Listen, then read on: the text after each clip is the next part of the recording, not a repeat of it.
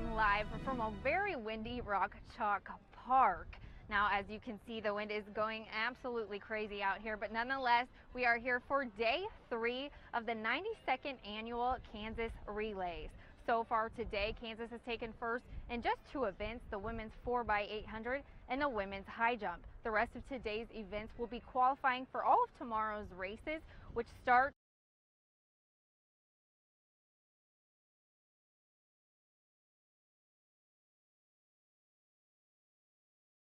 Biathlon, and junior Gleb Dudarev clinched his 3rd consecutive win at the relays in the hammer throw.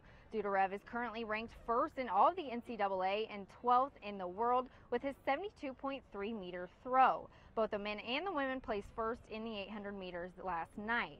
Now, there is a ton of action going on over on the other side of the park as well. KU is hosting the Big 12s for men and women's tennis. 3-seed Kansas took on 6-seed TCU earlier today. KU took the doubles point with seniors Janet Koch and Nina Kimniak's 6-3 win over TCU. With that win, the senior duo is holding on to their place as the 3rd-ranked doubles team in the NCAA.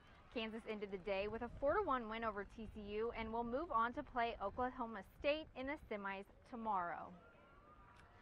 Now, KU softball was supposed to play here at home this weekend, but as you can see, there's a lot of action going on at Rock Chalk Park, so they moved that series to Lubbock, and maybe for the better.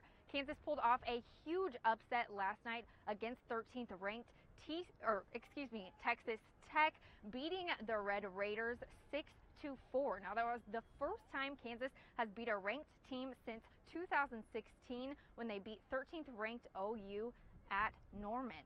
Now the 2nd series of that game will start tonight at 6. Now, Kansas baseball is also hitting the road to take on West Virginia. KU had the week off, but is coming into the weekend with lots of momentum off of a huge series win against Oklahoma State last weekend. You can catch that game tonight at 5:30.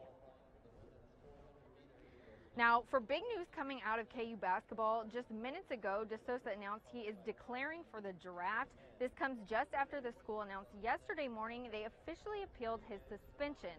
The NCAA handed down the ruling in February requiring DeSosa to sit out for 2 seasons because his guardian received payments to get him to Kansas. DeSosa says if his suspension is overturned, he will return to KU next season. That's all I have time for today. Back to you guys in the studio.